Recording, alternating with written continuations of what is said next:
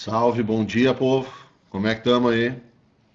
Mandei agora um arquivo de um PowerPoint. Peguem ali no Facebook do Objetivo. Eu tentei fazer ontem aqui em casa uma organização do computador com a minha TV, mas o cabo do HDMI era muito pequeno, daí ficava muito restrito a imagem.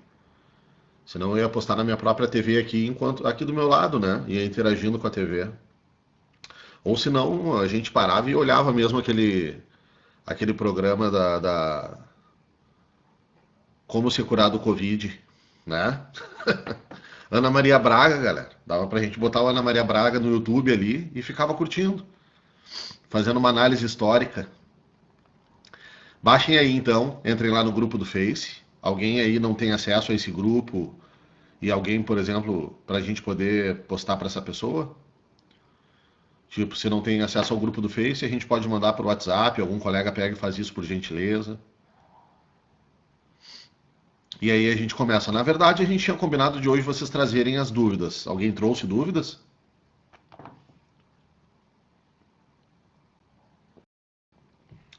Hoje que é um dia santo, né? A gente está aqui homenageando Jesus.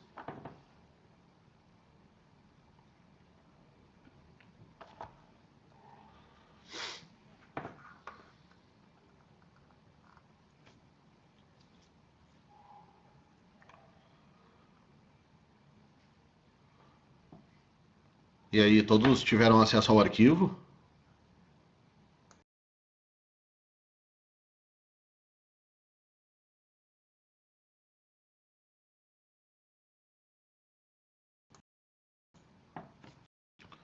Vamos.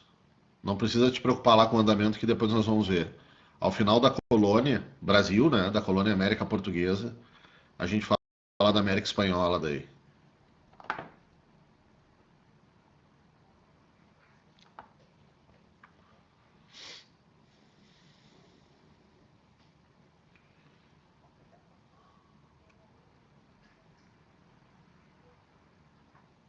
E aí, todos baixaram, povo? Dá pra gente dar início?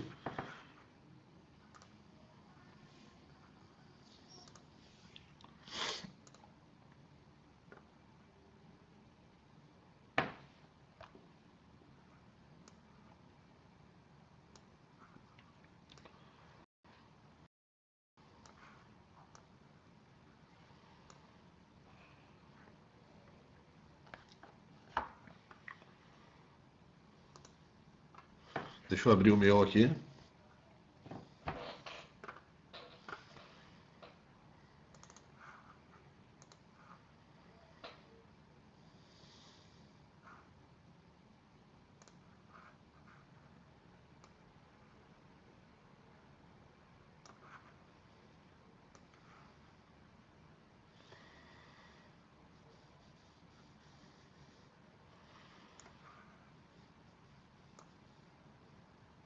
Ninguém trouxe dúvida, então?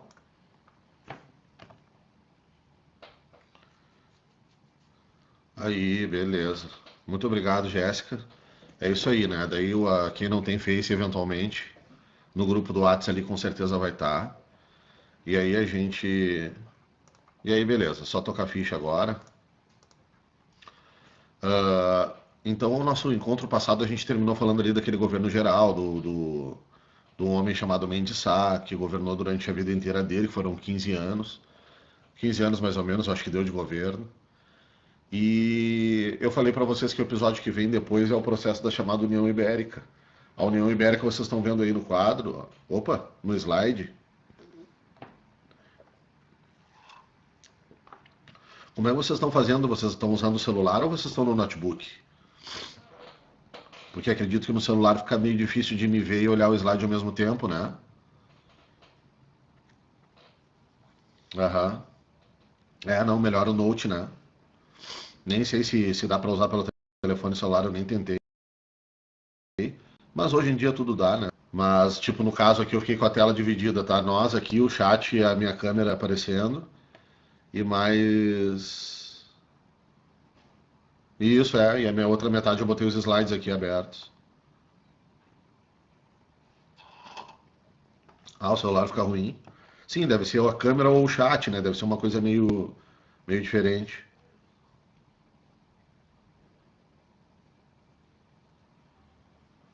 Baixe, chiquérrima Beatriz, meu. A Beatriz é a Bia, a monitora?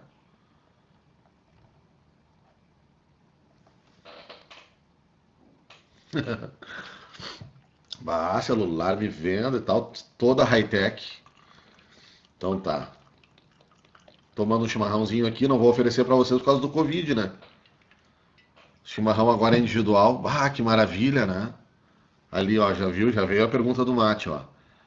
Eu achei uma maravilha, galera. No final da história mesmo, eu não gosto muito de dar o meu mate assim.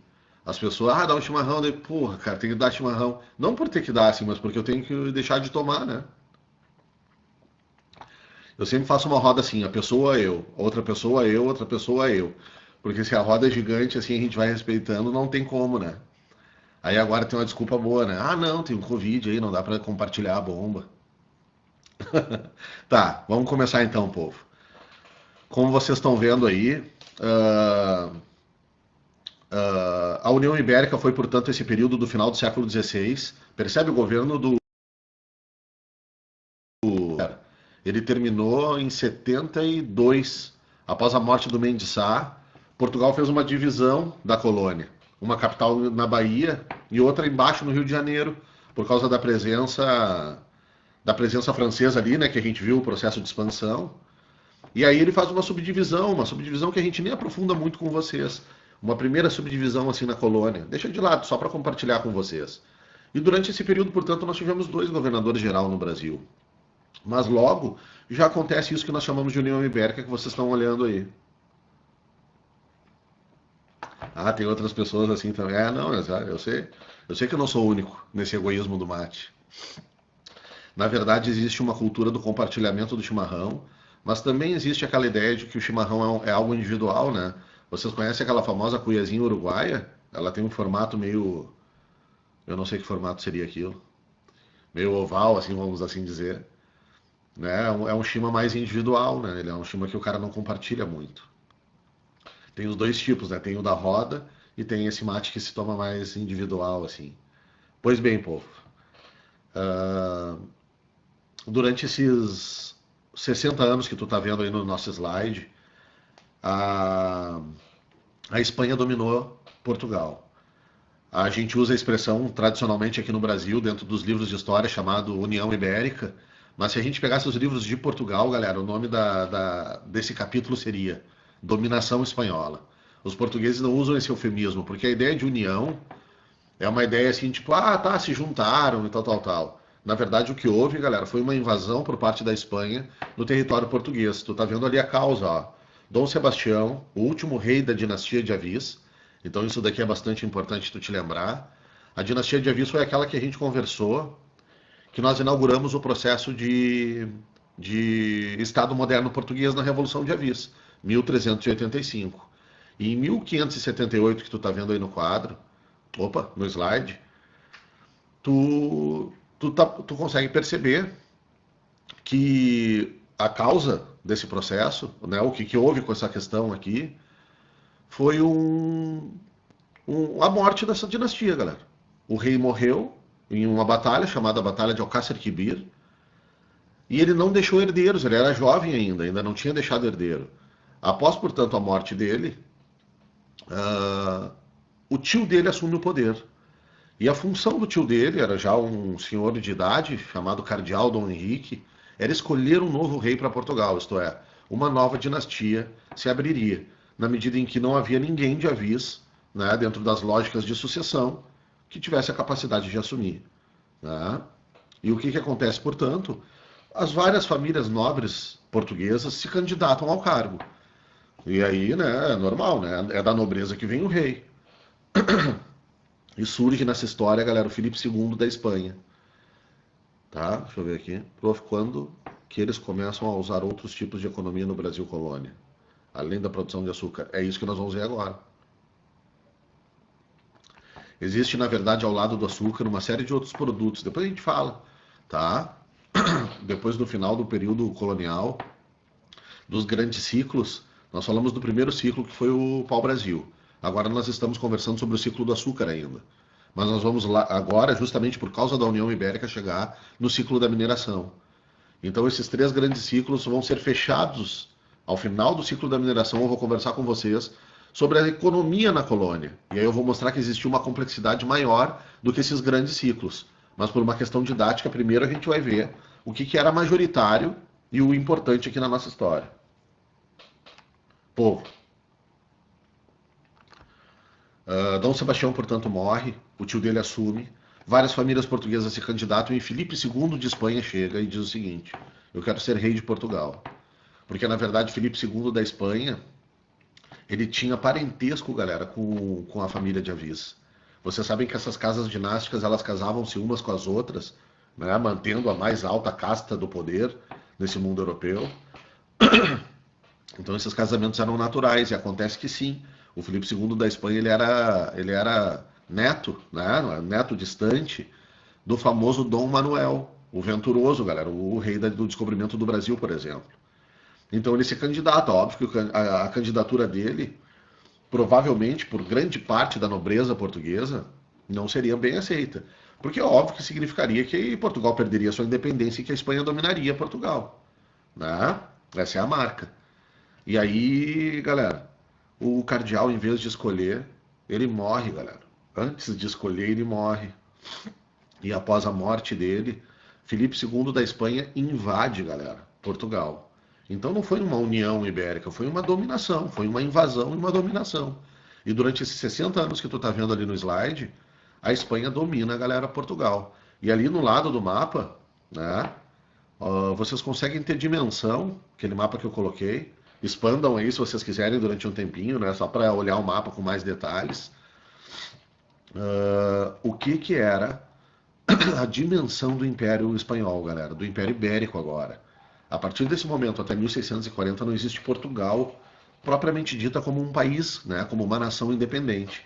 O que nós temos a partir desse momento é uma união de coroas e, na verdade, o rei da Espanha, Filipe II e seus sucessores, comandarão, povo, todo esse império que tu está enxergando. O Filipe ele tirava uma onda do mundo, né, dizendo que no império dele o sol não se punha, porque o império dele tinha terras, povo, em todo o território, em todos os continentes, América, África, Ásia, Europa, né? Os continentes que importam, né, em termos de economia e exploração. Beleza? Qual foi a consequência disso? Tá ali, ó, galera. Portugal acabou herdando as guerras da Espanha e, ao mesmo tempo, e vocês precisam anotar isso embaixo ali das invasões holandesas. Por que os holandeses invadem o Brasil? Lembrando com vocês que os holandeses eram nossos grandes amigos aqui. E nesse processo de invasão holandesa, que eu vou ver com vocês no próximo capítulo, hoje nós vamos, na próxima aula, né? Hoje eu quero debater alguns conceitos importantes com vocês. Os holandeses eram parceiros do açúcar, povo. Mais que parceiros, os holandeses eram essenciais nos negócios do açúcar. Por quê? Porque eles, além de patrocinarem economicamente, o primeiro sistema bancário do mundo é holandês, da região dos Países Baixos. Né? Então havia muito investimento. Os portugueses vinham para cá, às vezes, com investimento holandês. Pedir dinheiro emprestado em banco, entende, galera? Então existia um capital holandês nesse mundo do açúcar.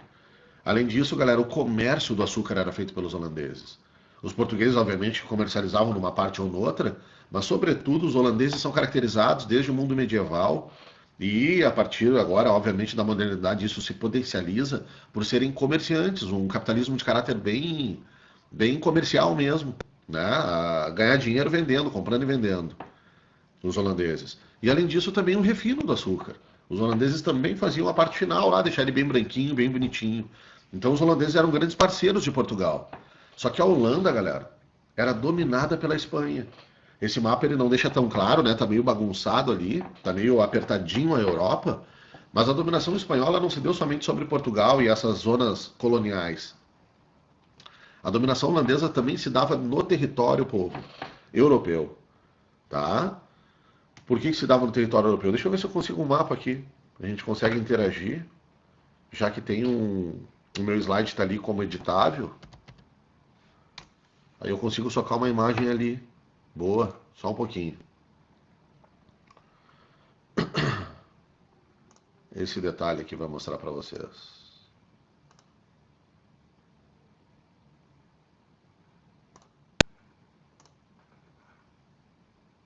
Ah, não.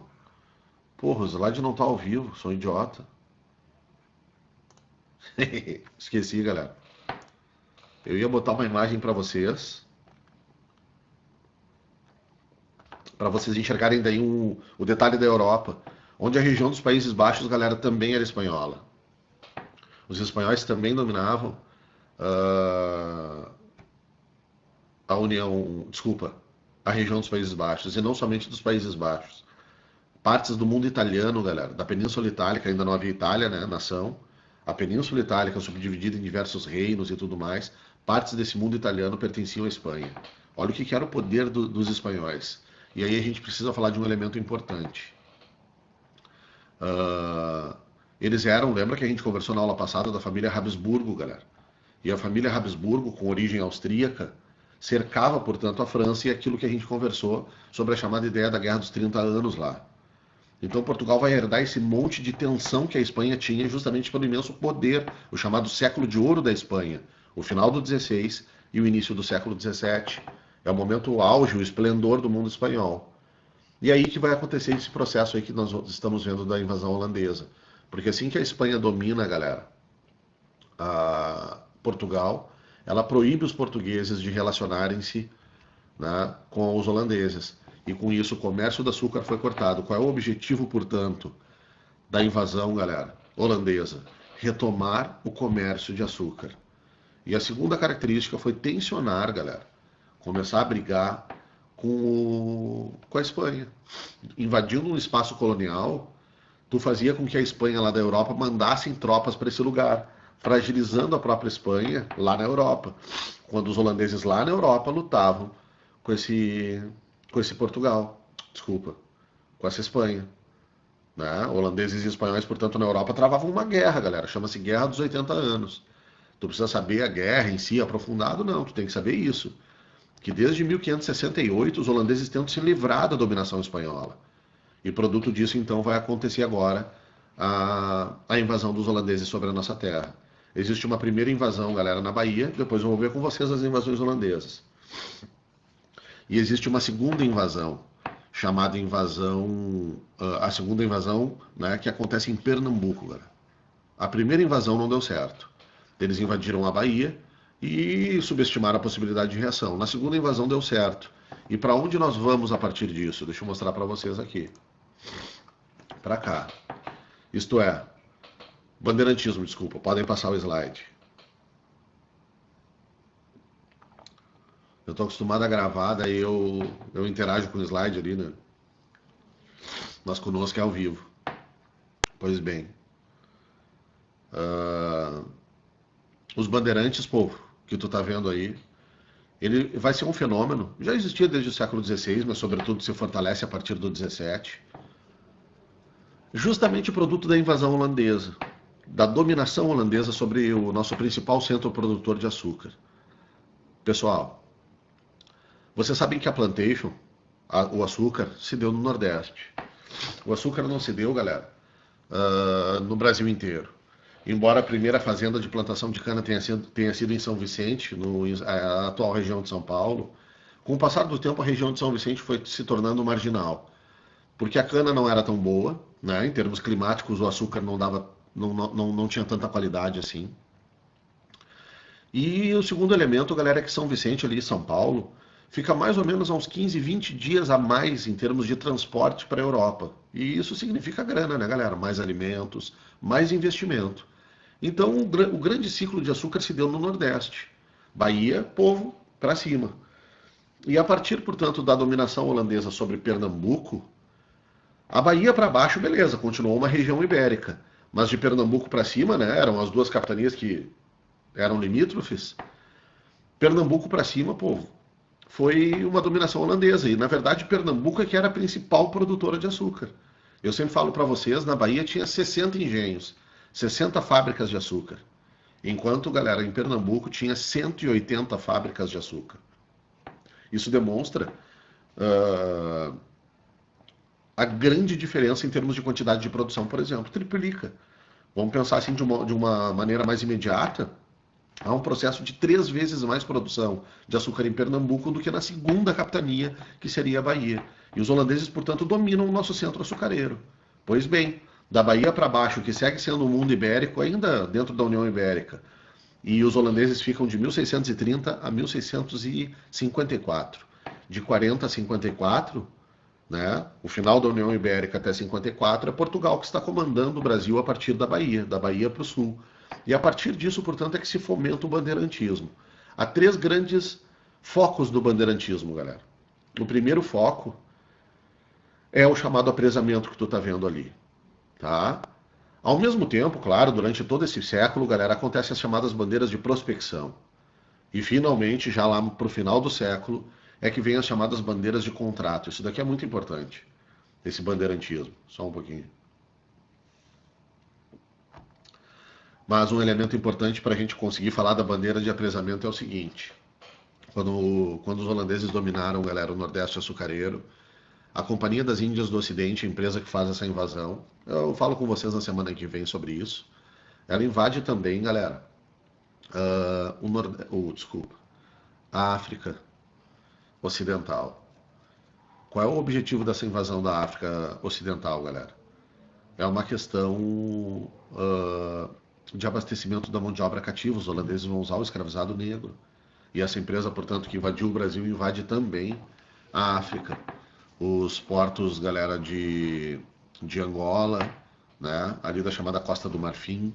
Nesses lugares aí, portanto, eram as zonas que os portugueses conseguiam o cativo.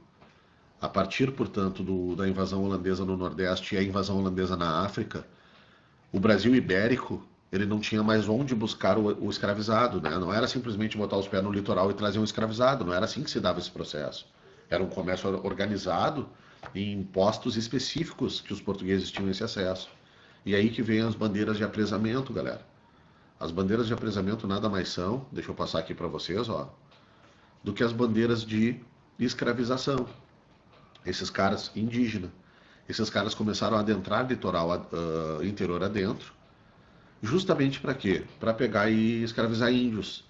E em vez de pegar os chamados índios aldeados, aqueles que ainda estavam em aldeias e tudo mais, a preferência desses caras era buscar ali, ó, nas missões e nas chamadas reduções. Passa o slide para tu ter a setinha aí.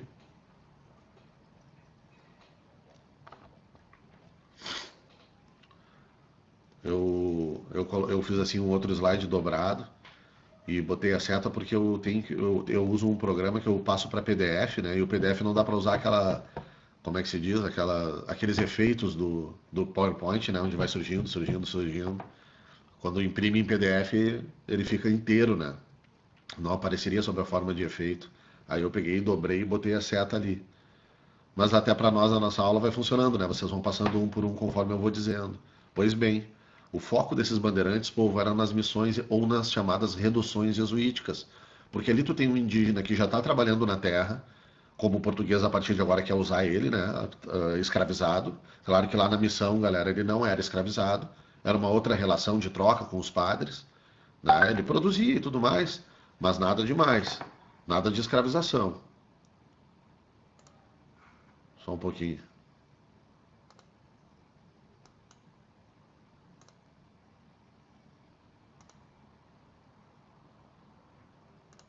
Aí.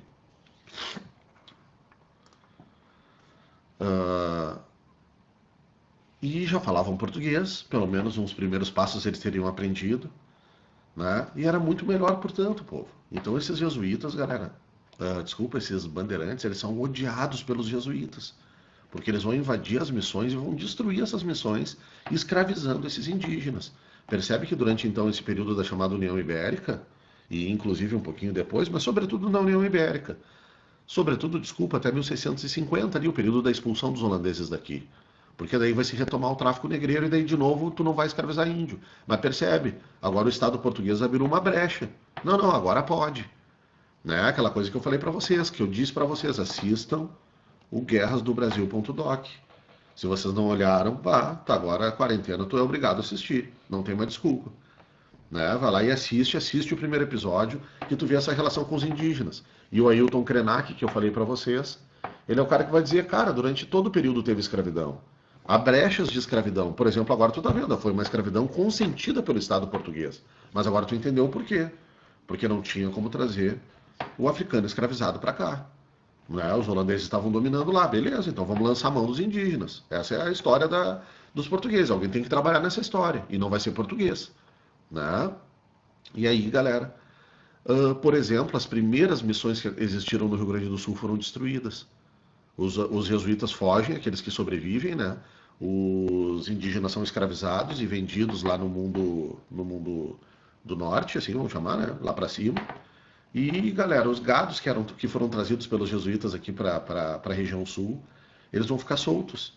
É aí que chama-se a famosa gadaria selvagem do Rio Grande do Sul. No século da mineração, quando nós conversarmos, vocês vão ver que os famosos tropeiros vêm aqui, pegam esse gado e levam para ser consumido, para ser força motriz, para ser transporte lá na região das minas. De onde que surgiu o gado no Rio Grande do Sul? Foi aqui de 1600, galera.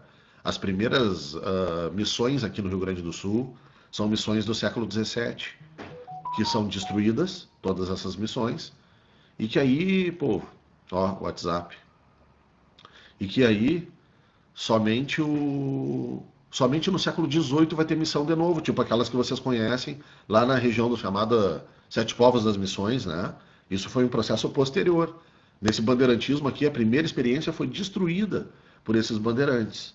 Perfeito? Essas são as chamadas bandeiras de apresamento. Mas ao mesmo tempo em que eles iam escravizar indígenas, povo, esses caras começavam a buscar metal precioso. O objetivo desses caras era encontrar ouro. Deixa eu mostrar aqui para vocês as bandeiras, ó. Passem um slide aí. É um troço maluco, galera. Eles se embretavam nesse nosso mato. No início, né, pensa a União Ibérica, eles cagaram para a linha de Tordesilhas. No início tá livre, né? Tudo é Espanha mesmo. Então pode passar a linha. Essa linha, ela nunca deixou de existir, mas ela não tinha muito sentido, né? O rei da Espanha era o rei de tudo, então beleza, vamos adentrar. A partir de 54, quando termina a invasão holandesa, desculpa, antes, a partir de 1640, quando termina a União Ibérica, através da chamada Guerra de Restauração, em 1640, galera, portugueses, apoiado pelos ingleses, fazem uma guerra e expulsam os espanhóis de Portugal. E aí Portugal volta a ser soberano, sob dinastia Bragança. A dinastia que tem a ver com a nossa história até os dias de hoje. Tá? Aí que termina a União Ibérica. Como é que terminou a União Ibérica? Daqui a pouco vocês iam se perguntar, né, se a gente não tivesse falado. Terminou assim, uma guerra. Portugal consegue expulsar os espanhóis que estavam metidos em guerra em tudo quanto era lado, portanto estavam fragilizados. E aqui vem uma parceria dos ingleses. Para fragilizar a Espanha, os ingleses ajudam os portugueses. E aí nasce a grande parceria Portugal e desculpa, tá certo? Portugal e Inglaterra. E qual foi a dinastia que assumiu a Espanha? Caralho, assumiu Portugal. A dinastia Bragança, que é a nossa mesma família, galera. Pedro II, o rei brasileiro, né? Ele era um Bragança. E os caras que hoje querem construir a monarquia são Braganças, né? São herdeiros do Pedro II. Então, quando é que essa família Bragança tornou-se uma família dinástica? A partir de 1640 e o fim da União Ibérica. Mas, galera, aí, produto do próprio litígio de toda essa história, Portugal caga para Tordesilhas, galera, e esses bandeirantes seguem, né? América dentro, de uma forma livre, do que hoje ali vai ser, né? Bolívia, Colômbia, Paraguai, Equador, galera, os caras vão até o Equador, pensa num troço desse. Olha a loucura. Se embretavam nesses matos, galera, com o objetivo, sobretudo, e essas grandes bandeiras, de, de encontrar ouro. Por que, que Portugal alimentava esse sonho de que havia ouro na sua parte da América? Porque a Espanha o tempo inteiro, galera, estava achando ouro, ouro, ouro, ouro. Nós vamos falar disso. Então os portugueses eles tinham esse sonho, cara, chegou a hora da gente conseguir. Falhou o quê?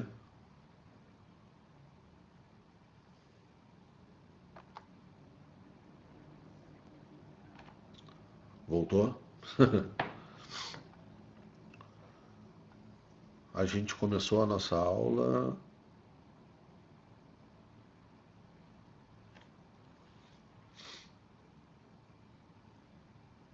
10 e que hora?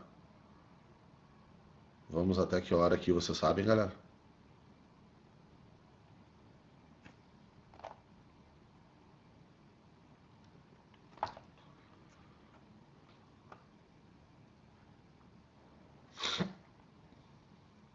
Foi 10h40, né? Deixa eu ver aqui.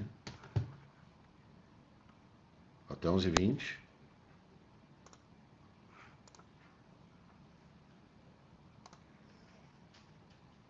10h45 a gente começou, galera.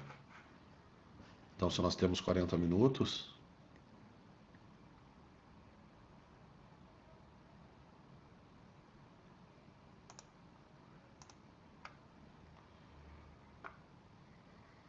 Aham. Mais ou menos por ali, né? 25, acho que dá pra gente ir um pouquinho, porque eu comecei um pouquinho depois. Mas é que teve um pequeno atrasinho ali, né? Bom, então é isso. Vamos avançando mais um pouquinho aqui, fechamos o assunto direitinho. Galera, ah, onde é que a gente estava? Ah, tá, nesses louco né, perseguindo esse sonho do ouro. E aí, galera, na região mais ou menos ali de Minas Gerais, né, por isso chamamos de Minas Gerais, mas tu sabe que é uma zona que está além de Tordesilhas, eles seguem cagando para Tordesilhas, né? Ah, tá, estávamos justamente nesse ponto. Pô, durante 60 anos a Espanha dominou Portugal, então vai tomar no cu essa fronteira, eu vou avançar e acabou o assunto. Depois eu converso com a Espanha. Foi justamente isso que aconteceu, galera. O ouro descoberto, na verdade, ele é um ouro espanhol. Pertencia à Espanha. A Espanha, cara, a Espanha seria a maior sortuda da história. O que ela achou de ouro na América, galera, nas zonas dela, Portugal até agora não tinha achado. Então, a Espanha, se tivesse vindo a esse interior, né, ido a esse interior, Deus a Deus o que teria ganho de dinheiro com esse processo colonialista, né? Mas daí Portugal chegou ali primeiro e o negócio é o seguinte, agora vamos sentar à mesa e vamos trocar uma ideia e vamos ver quem é que vai assumir esse comando, né, dessa região. E aí, óbvio que tu já sabe que ficou para nós, né? A Espanha e Portugal vão negociar sobre isso e as fronteiras do Brasil vão se alargar, né? Depois a gente vai inclusive ver como uma consequência do bandeirantismo. Então a marca que nós temos é essa, um processo dessas chamadas bandeiras. Voltem o slide. E a bandeira está ali, ó, a grande descoberta de ouro, galera, no final do século XVII. Tem que gravar essa informação. 1693. Tem que gravar a data? Olha, pode gravar a data, mas desde que tu grave que a descoberta de ouro se deu no final do 17. O ciclo da mineração é o famoso ciclo do século XVIII. Mas a primeira descoberta, que vai dar origem ao posterior ciclo, se deu no final do século XVII. Esse é o bandeirantismo de prospecção.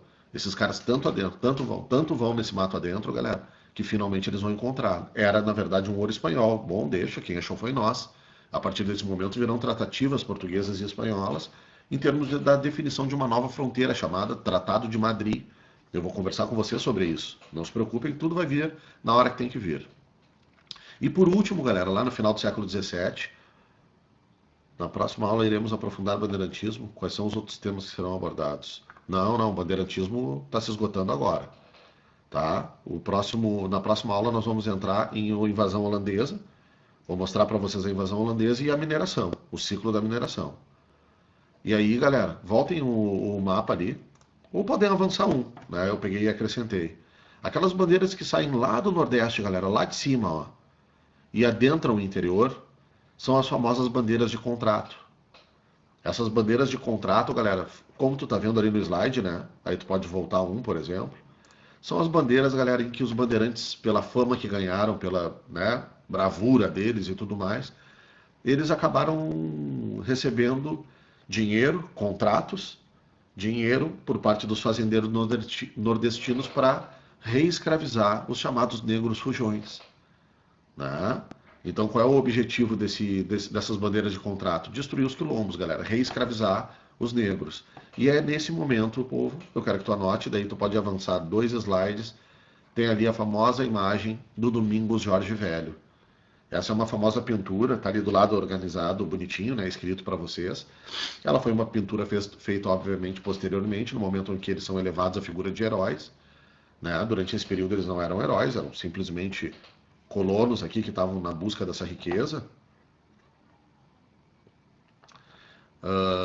E esse cara foi responsável pela destruição do famoso quilombo dos Palmares, galera, o grande quilombo, que contou com algo em torno, a gente não tem precisão disso, mas de 20 a 30 mil pessoas. Esse é o capítulo 2 do Guerras do Brasil.doc, galera. Cara, tem que olhar, mano. Vai lá, olha o 1 e o 2, pelo amor de Deus. É 50 minutos que tu vai gastar, tu vai adorar o troço ainda. E tu vai estar estudando. Esses dois Guerras do Brasil.doc, galera, são tudo temáticas que estão relacionadas às questões de prova do Brasil colonial. Cara, é imprescindível tu assistir. Para além disso, são pequenos documentários que se relacionam com o presente. Então tu vai ter tema de redação ali, galera. Tu vai ter debate que as provas de redação te cobram, né? Aprofundamentos intelectuais, né? Debates extremamente profundos. Então vai lá e assiste, pelo amor de Deus, no Netflix esses 2 episódios, para a partir da nossa próxima aula a gente continuar aprofundando isso. Então, o bandeirantismo foi isso. Foi essa busca de metal precioso, foi inicialmente a coisa de escravizar indígenas, e no final existe as chamadas bandeiras de contrato, que tem como objetivo terminar com os quilombos. Claro que tu não termina com todos, obviamente, né? Mas, sobretudo, o grande quilombo de Palmares foi em 1695, como está escrito aí no slide com o Domingos Jorge Velho, que ele vai terminar. Vamos passar mais um slide ali, ó. O monumento às bandeiras. Não sei se vocês já viram ele lá no Parque Ibirapuera, quem foi a São Paulo, né? Um baita de uma escultura gigantesca. São Paulo é cheia de homenagem a esses caras. E a gente debate dentro do nosso próximo encontro, acho que eu estou aqui no meu limite de horário. A gente debate no nosso próximo encontro daí essa questão da imagem deles de heróis e tudo mais, porque isso é problematizado nas provas. Isso é conversado, se constrói, até porque tem a ver com a ideia da construção das nossas identidades, né? Nossas identidades nacionais, nossas identidades regionais, os nossos mitos, os nossos heróis e tudo mais. Então a gente vai debater sobre isso. Feito? Então tá bom. Um beijo para vocês. Qualquer coisa eu estou à disposição aí. Pode me procurar, né? Face, essas coisas para tirar dúvidas. Obrigado. Que bom que gostaram. Eu tô eu tô me adaptando aqui, né? Eu fico me sentindo estranho, mas vai dar certo, vai dar tudo certo. Para vocês também. Um beijão.